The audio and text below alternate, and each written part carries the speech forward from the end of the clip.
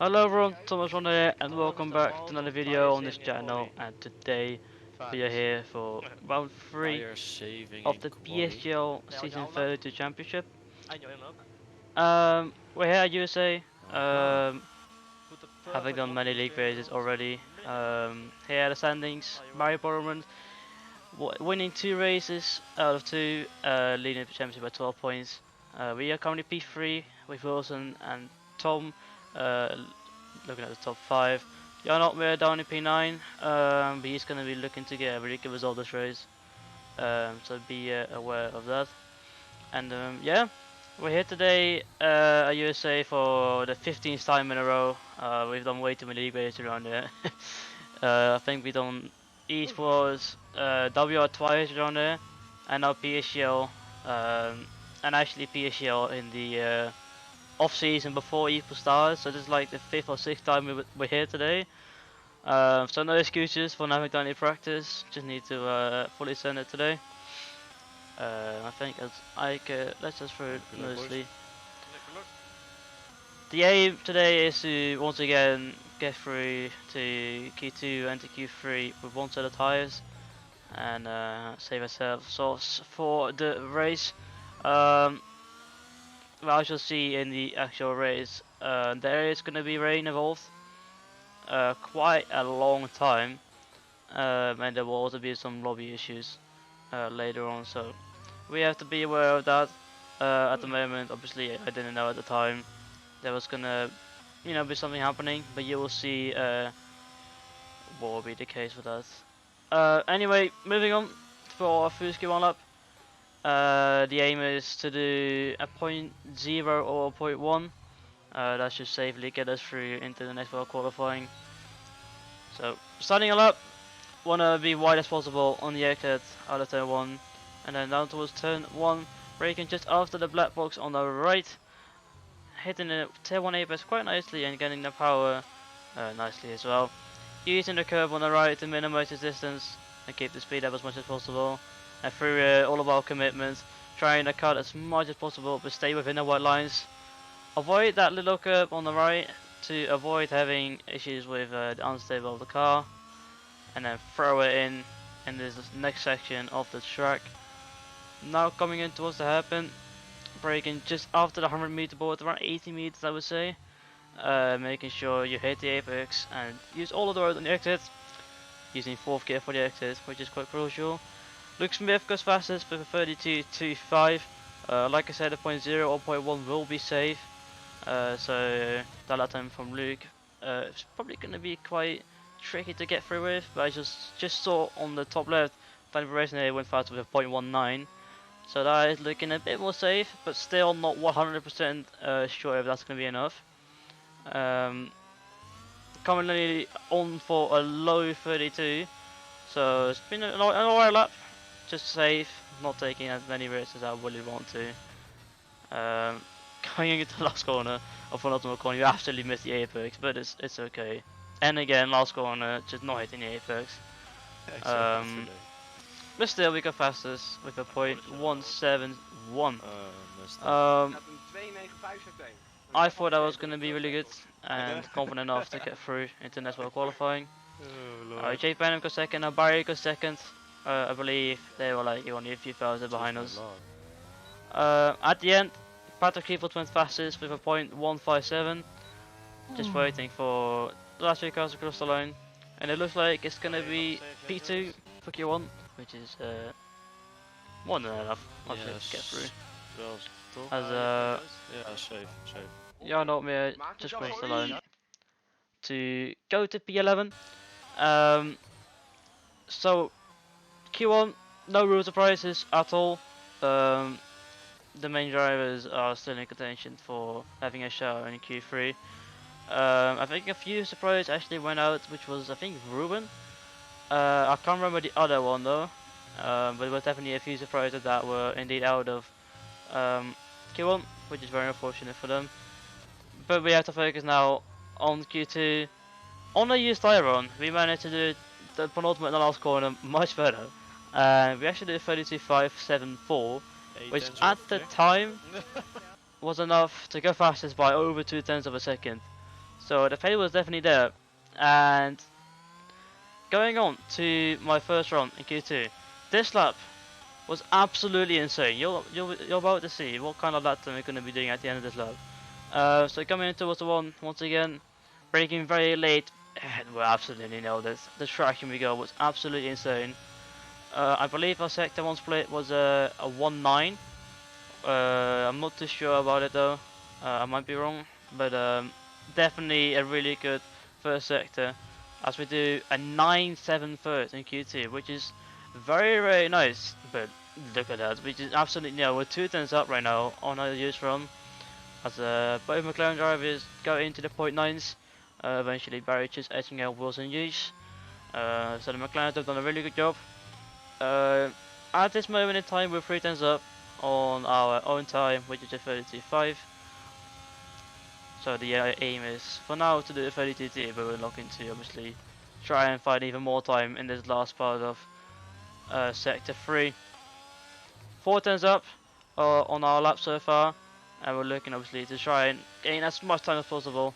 5 turns up, 5.5 turns up, and on the exit we find another half a turn. We're absolutely on it this lap. We absolutely nailed it. And when I saw the delta right about here, I kind of looked and I'm like, oh, this is a really good lap. Nailing this. 7.5 turns up right now, and we're gonna improve even more in the last corner. As you can see, we're 8.5 turns up, and we do a 7-1. So yeah, that is gonna be more than enough to get through to Q2. I think Barry and Wilson did not win out again. As you can see, Daddy Progressive went to second, Jay Benham went to third. I believe everyone went out again apart from the McLarens and Otis. I'm not sure. Actually, Otis did win out. I think it was Patrick that did not win out again. Quite risky, but it paid off for him. So good job from Patrick. And yeah, I think we're gonna move on to Q3 now, looking to get pole position, obviously, and try to not invalidate our laps. And yeah, let's see what we can do in Q3. Moving on to our first Q3 run. The aim is to get pole position and absolutely send it in both of these laps. Maximum grip not available yet. We're very nearly going to be nearing the end of qualifying. Going into turn 1, we missed the apex this time, and we just did not get the power done as much as we wanted to. So definitely a worse start to our lap compared to the Q2 one. But doing this left, right, left, and into another right very nicely and getting the power so early. Still doing a 0-0 first, so it's not looking awful at this moment in time. Getting the power down very nicely once again. I thought at this moment, even though sector 1 was pretty bad, it was still going to be a really good banker to put on pressure in the pole. But I just see in about half a minute time, the guy behind the orange dot, Barry Borman, is going to set a ridiculous lap time. So we're just going to have to wait and see what's going to happen into this final sector now, cutting it really nicely, but just couldn't get the power as I wanted to. Still 6-0 split, which is over a tenth quicker than our Q2 run. So the second sector, even though that mistake, was still very strong. And we're looking to do a 0.5, a 31.5 or a 31.6 on our banker lap, which is very solid. We're going to be very happy with that. Nailing this left-hander. And then coming towards the final corner, cutting it really nicely, using it maybe a bit of curve on the exit. But it's enough to position the pole. But Barry Borman goes to P1 with a 5-1-1.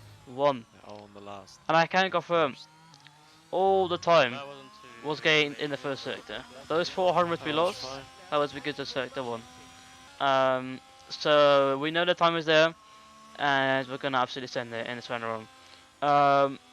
What we need to do though is not invalidate, which is gonna be a big thing in this final run. As you can see, not a great start to our lap. We didn't get enough power as I wanted to be, so we lost about 300 already, which is not ideal. Going into turn 1, getting a bit close to the apex, but again, just not optimal. Still, we are slightly green, so we did eventually gain lap time, but it definitely wasn't to perfection. Through here though, finding more time, just trying to be cautious, but also at the same time trying to send it at the same time. 200s up at this moment in time, and coming towards the hairpin. I knew there was a bit of time for here, bit too wide on entry. I just couldn't quite get on the power as I wanted. Once again, and we lose another 200 of a second. So it's just so slight mistakes that might cost us pole position here. So looking not very strong at this moment in time, but I knew through this corner there was a lot of time left on the table. But somehow, we actually lost time through there, and that was because we just did not accelerate at all, pretty much. Through here though, managing to gain a lot of time and taking a lot of risk on the exit. We need to. It's the final lap of Q3 and we're not on P1 at the moment. And yeah, we're just absolutely gonna send it through here, nailing the left-hander. And through the last corner, doing this to perfection, but on the exit, we invalidate. And that is the end. Very unfortunate moment right there. Cost us the pole position. We did a 4-7, I think it was a 4-7-8. So not an ideal start to qualifying. Still though, on the front row, behind Barry, obviously in pole position. Behind us can be Patrick, Otis, Jake, then Danny, Wilson News, Tommy Parati, Johnny Kunshin, and Luke Smith. Didn't say a lap time down in P10. Jan Altmeer is going to start P15 this race, and he's looking to make a charge this race. So I think we're going to move on to the race now. As you can see, a few seconds left before we're going to start, and the start is going to be very, very crucial.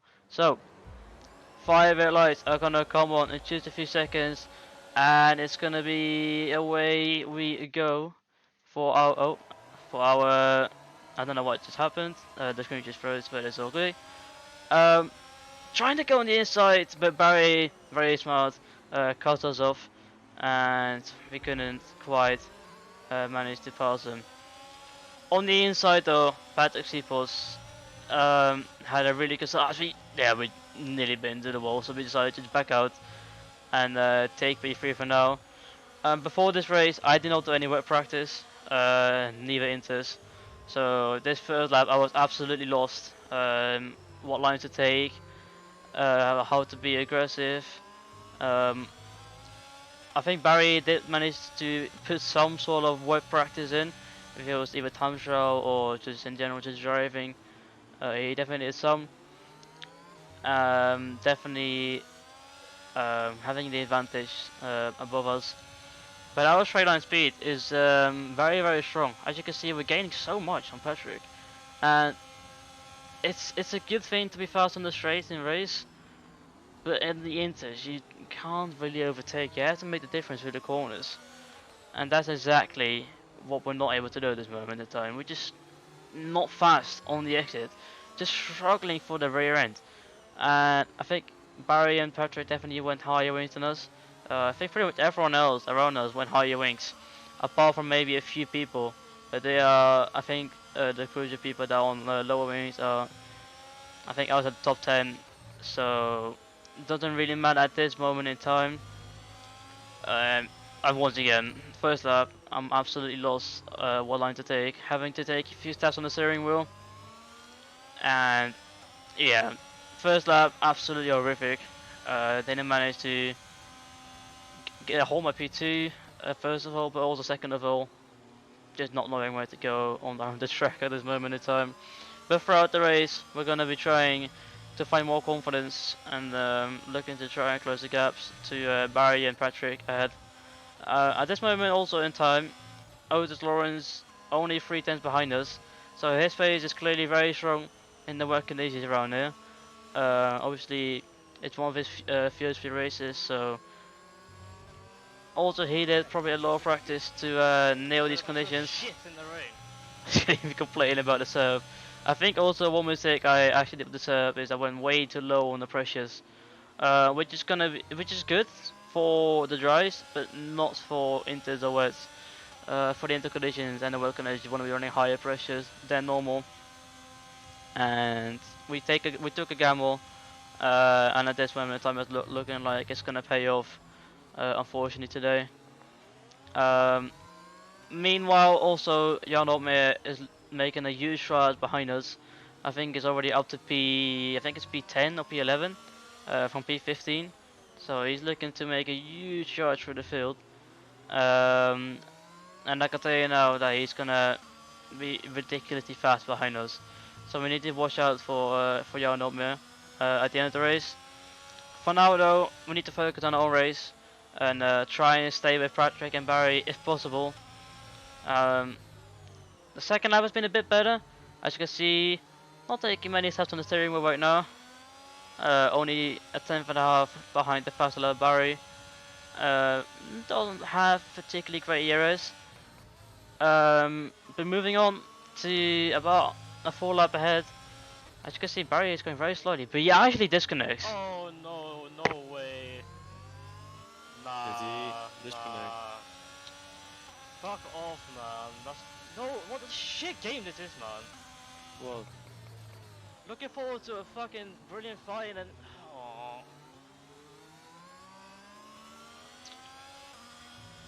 did he disconnect? Yeah, he's gone. He might join back. I wanna invite him, but I can't. I'll invite him on the straight. So Yeah, as you can no, see, if you tap out, you lose time. Okay. I tried to invite Barry back. Oh, that's so fucking But I didn't want to, like Duncan said in our call, I don't want to tab out because then I'll lose a lot of time and it's gonna ruin my race as well. So very unlucky for Barry. Was looking forward to a really good fight. But after P2 now, even though I'm not happy with what happened, we need to focus on our race right now and try and stay with Patrick, which is exactly what we didn't do. As you can see, the gap was 1.1 seconds, and our pace this race just wasn't good enough. It was just not having any confidence on the track. But Yeah, something wanneer- changes. As you can see, safety car comes out. Yeah, stay out, right? Tires are still okay. I was thinking of pitting, just like everyone else. A few people have already pitted. Yeah, Manuel Bronc leader crashed out, Oh, and it's the second car that crashed out this race. 11. You don't go? Made 2 positions. So moving on, trying to fake into the pit lane. But Otis and I think also Jan Opmeer are gonna pit for a new set of intermediates, which is, I thought at the time was the wrong decision because everyone's gonna pass them and they're gonna lose a lot of places. Which they did. They dropped down outside the top 10, both of them. But because of the fresh tires, they are gonna be absolutely rapid. We need to watch out for those two drivers. Where are they pitting to? I think Duncan actually thought they were gonna pit for dries, Why would Otis but it's still, as you really can see thinks here, he gained that 10 minutes of more rain still to come. So there's definitely a few more laps on this stint. Nou, helemaal kut. Ja. Kan helemaal niks. As you can hear me say, if you don't understand what I just said, basically why I said the setup is not great. It didn't feel amazing. Softs, ultra bed, ultra inters. The second phase race is gonna be rapid.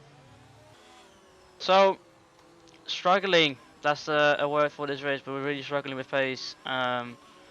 Also at this moment we're struggling to get temps in our tires because they are below 65, which is not good enough. Trying to warm my red as much as possible. You can see I'm nearly full log every time. But eventually I did manage to just about get them on 65 or above.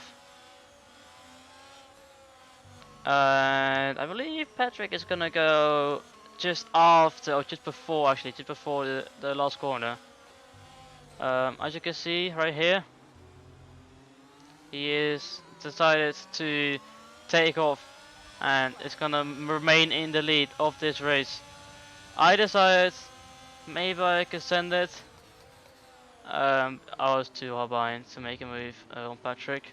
Really smart defending from Patrick, and at this moment you can see 65 degrees. It is there are warmth, but it's not ideal. Ideally, you want to be in the 70s Celsius, which are intermediates.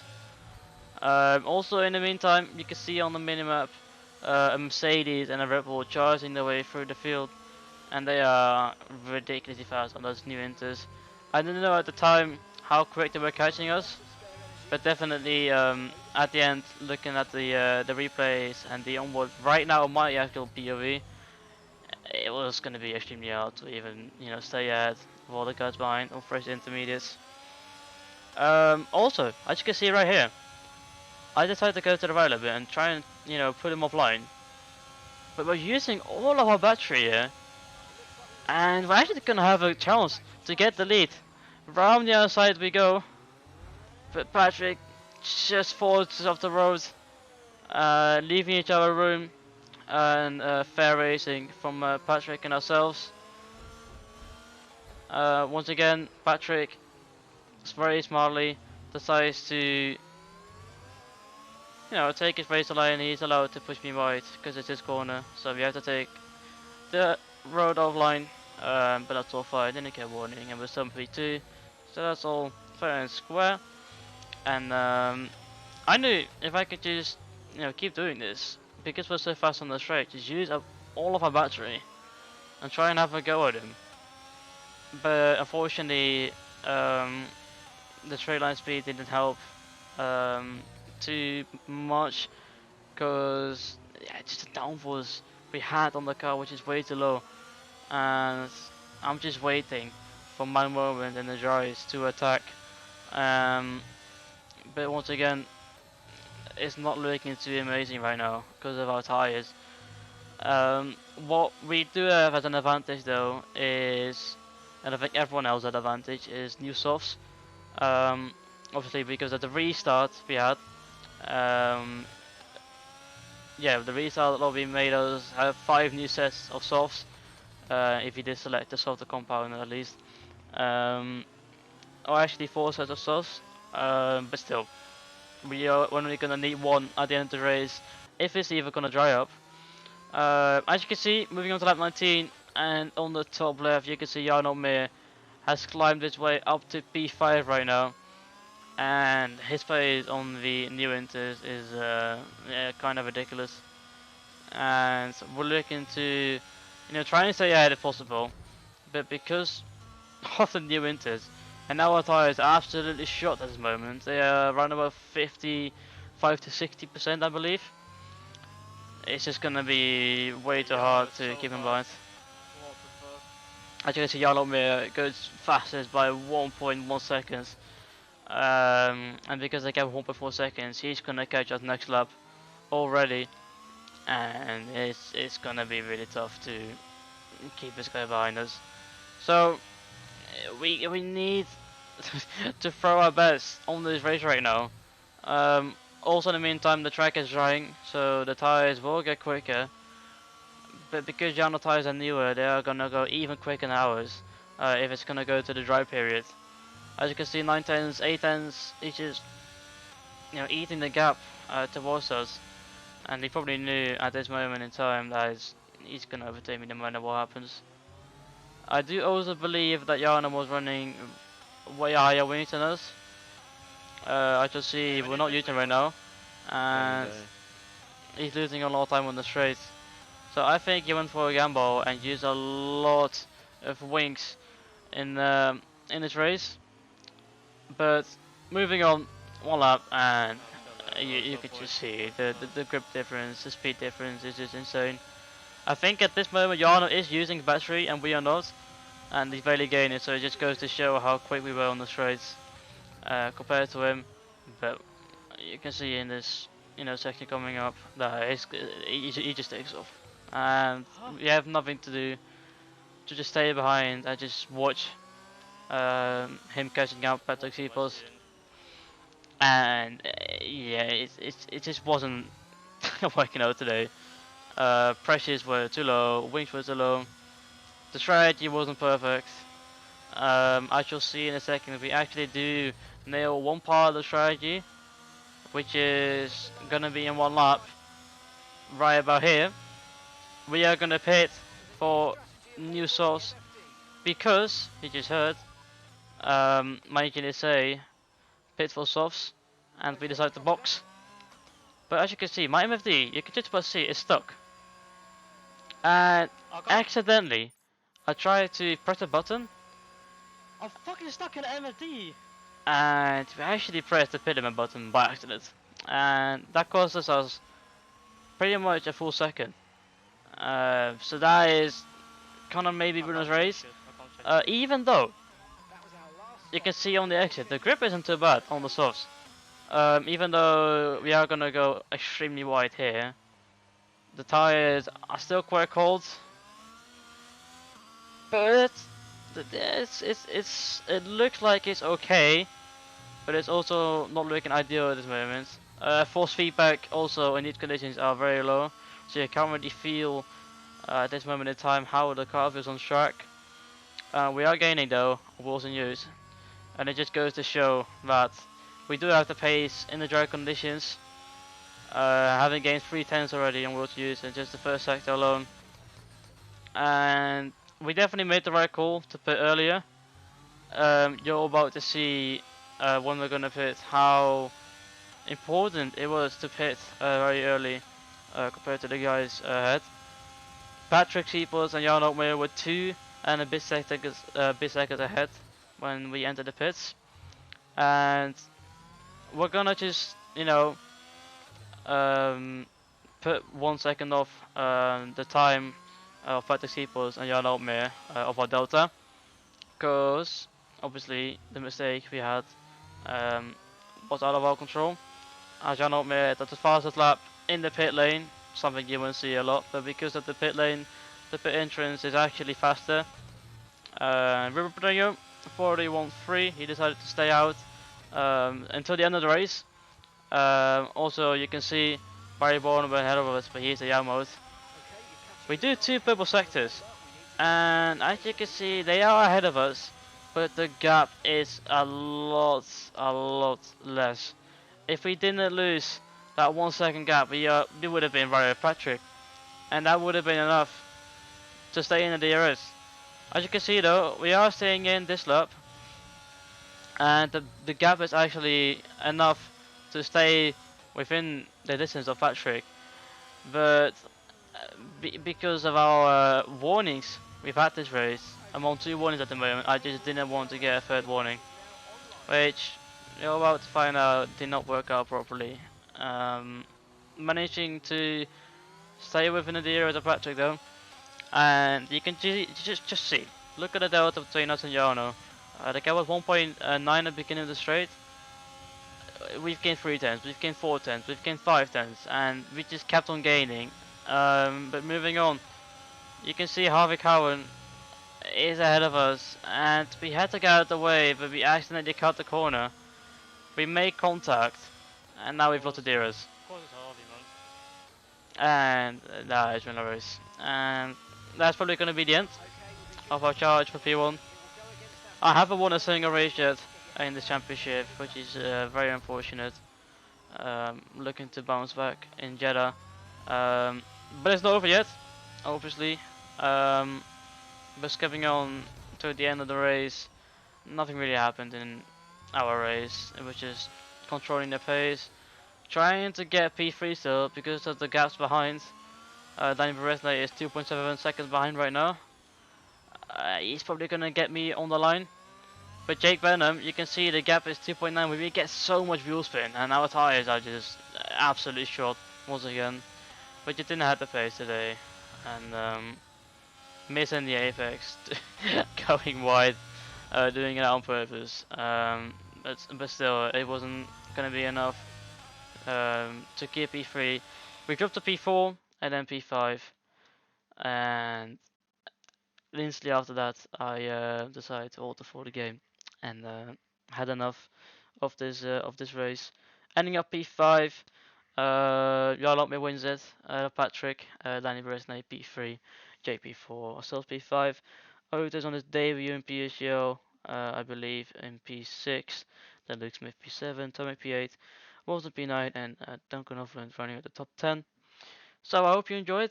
Once again, very unfortunate race for us, but we knew we had the pace, even though we took again with the strategy and with the setup. But we learned from it, and we're gonna make full use of it in the next coming races. So I hope you enjoyed once again, and I'll see you guys in the next one. Ciao, everyone.